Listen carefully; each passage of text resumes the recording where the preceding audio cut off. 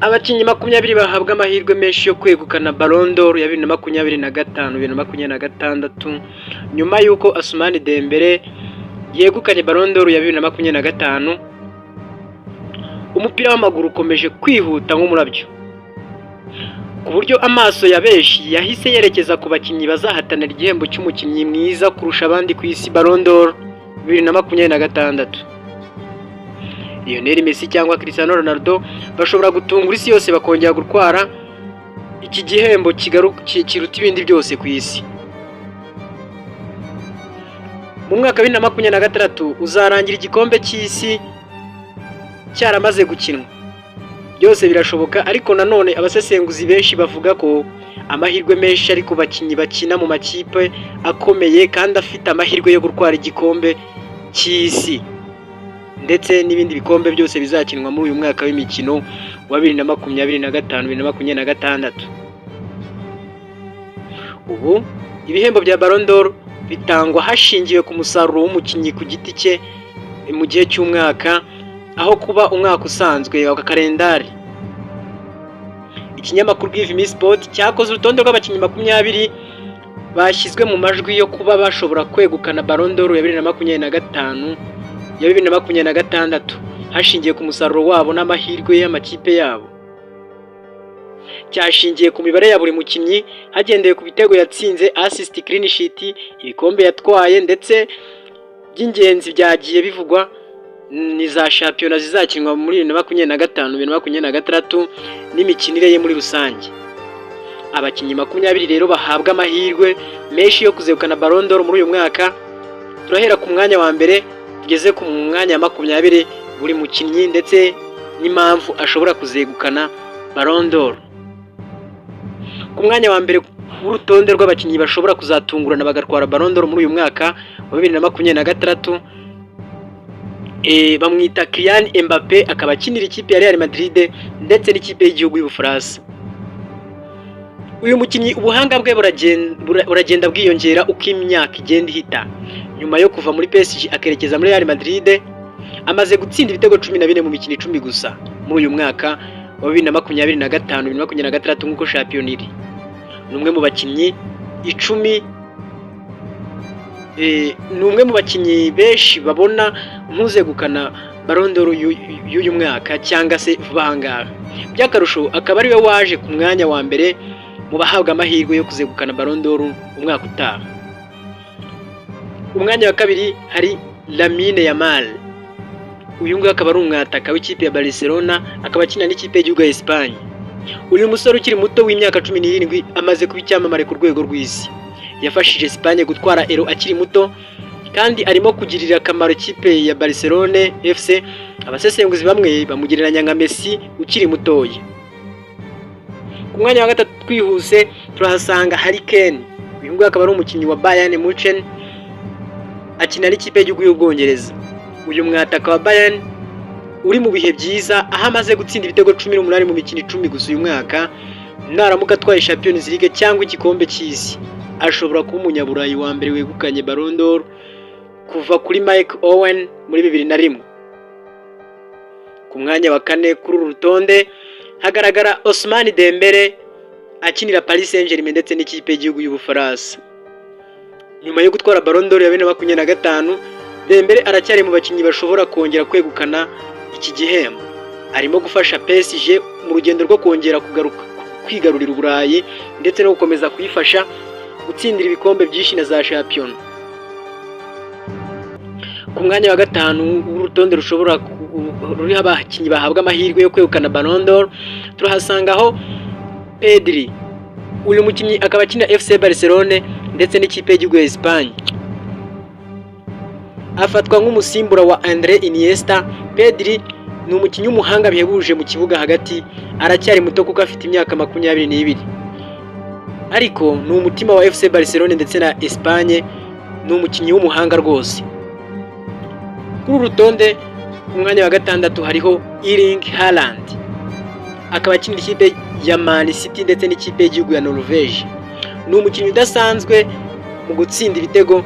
Nubwo Man City iri mu bihe byayo bigoye, Haaland aracyari mu kwandika amateka bikomeye ndetse akomeje kubera ubuhanga, akomeje gutanga ubuhanga bwe n'ubutwari mu gihugu. Niwe umaze gutsinda ibitego byinshi muri shampiyona y'Ubwongereza, aho afite ibitego 9 kugeza ubu ngubu. Ku mwanya wa 7 w'urutonde bw'abakinnyi bahabwa amahirwe yo kuzegukana Ballon d'Or muri uyu mwaka twatangiye w'imikino, bamwita Jude Bellingham, akaba ari umwataka w'ikipe ya Real de Madrid ndetse n'ikipe y'igihugu y'Ubwongereza. Nyuma yo gufasha Real Madrid gutwara La Liga, Champions League, Bellingham arakomeje kwigaragaza nk'umukinnyi w'umwihariko. Umusaruro we ukomeye ushobora kuzamuka ukagera ku isonga muri uyu mwaka. Ku mwanya wa 8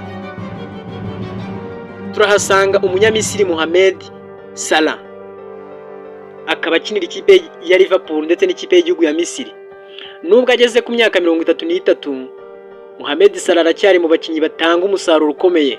Mu mikino 51 yakinnye 2024 2025 yagize uruhare mu bitego 56. Aramutse atwaye igikombe gikomeye, yaba afite amahirwe menshi yo gutwara Ballon d'Or nk'uko yabigaragaje, kandi aracyakomeje gutanga umusaruro. Ku mwanya wa 9 turahasanga Vinicius Junior. Uyu nguyu ni umukinnyi w'ikipe ya Real Madrid n'umukinnyi w'ikipe y'igihugu ya Brazil. Yabaye mu bihe bitandukanye kuri uru rutonde rwo kwegukana Ballon d'Or, ariko byaranze. Naramuka rero akomeje gufasha Real de Madrid kwegukana ibikombe, ashobora kumwe mu bahabwa amahirwe menshi yo kuzegukana Ballon d'Or 2026. Ku mwanya wa 10 w'uru rutonde turahasanga Rodri. Uyu nguyu akinira Manchester City, agakina n'ikipe y'igihugu ya Espagne. Yafashije Espagne gutwara Euro na Man City gutwara Premier League ya 4 yikurikiranye. Aramutse akize neza imvune yagize, ashobora kugaruka ku rwego rwo hejuru akaba yatwara Ballon d'Or. Abandi 10 bashobora kuzitwara tutabitinzeho cyane cyangwa ngo tubagarukeho cyane nk'uko abo bandi twabavuzeho birambuye. Ku mwanya wa 11 hari uwo bita Marco Olise, akinira Bayern Munich ndetse n'ikipe y'igihugu y'Ubufaransa. Ku mwanya wa 12 hari uwo bita Rafinha, akinira FC Barcelona ndetse n'ikipe y'igihugu ya Brazil. Ku mwanya wa 13 hari uwo bita Declan Rice, akinira ikipe ya Arsenal ndetse n'ikipe y'igihugu y'Ubwongereza. Ku mwanya wa 14 hari Vitinha, akinira Paris Saint-Germain ndetse n'ikipe y'igihugu ya Portugal. Ku mwanya wa 15 hari Virgil van Dijk, akinira Liverpool FC yo mu Bwongereza ndetse n'ikipe y'igihugu y'Ubuholandi. Ku mwanya wa 16 hari Lionel André Messi, akinira Inter Miami ndetse n'ikipe y'igihugu ya Argentine. Uyu nguyu nubwo ngo ari mu myaka yo gusatira kuhaguruka ku ntebe y'abakinnyi, Messi ngaracyagaragaza ubuhanga n'uburambe ndetse ngashobora kongera gutwara Ballon d'Or akaba yasoza atwaye kino gikombe. Ngo bitewe n'uko rero kigaragaza ubuhanga n'uburambe bushobora kuzamusubiza ku isonga, uyu mwaka nawe niyo mpamvu yashyizwe kuri urutonde rw'abakinnyi bitezwe kuzatwara Ballon d'Or y'uyu mwaka.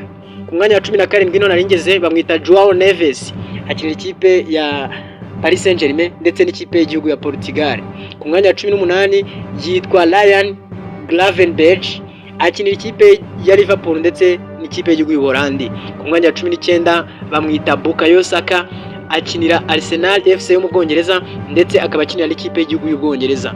Ku mwanya wa 20 turasanga Cristiano Ronaldo, akinira ikipe ya Al Nassr yo muri Arabia Saudite ndetse n'ikipe y'igihugu ya Portugal. Umukinnyi ufatwa nk'intwari mu mupira w'amaguru, narakuramo akarenge bamwita Cristiano Ronaldo, aracyatsinda ibitego byinshi muri Saudi Arabia, kandi mu gihe cy'igikombe cy'isi ashobora gutungura benshi, bityo akaba yakwegukana Ballon d'Or y'uyu mwaka. Abahanga mu isesengura rero ry'umupira w'amaguru bavuga ko Ballon d'Or ya 2026 izaba ihanganyishije urubyiruko rw'ibihanganye nka Mbappe, Bellingham ndetse na Yamal, ariko ndetse n'ibyamamare by'ibihe birebire nka Lionel Messi ndetse na Cristiano Ronaldo bashobora kongera kwigaragaza kubera ko ari umwaka wa nyuma, kandi akaba ari umwaka uzaberamo igikombe cy'isi cya 2026. Ndetse ngo Mbappe niwe uhabwa amahirwe cyane yo kuzegukana Ballon d'Or y'uyu mwaka. Ese wowe ni kubibona? Niba atari kubibona se uratekereza yuko ari nde wazegukana Ballon d'Or y'umwaka utaha 2026? waba wemeranya n'aba bavuga yuko ari Kylian Mbappé Lotte cyangwa se we hari ubundi buryo bibona? Duhurire muri comment, ndetse ariko nibagirwe gukanda subscribe kugira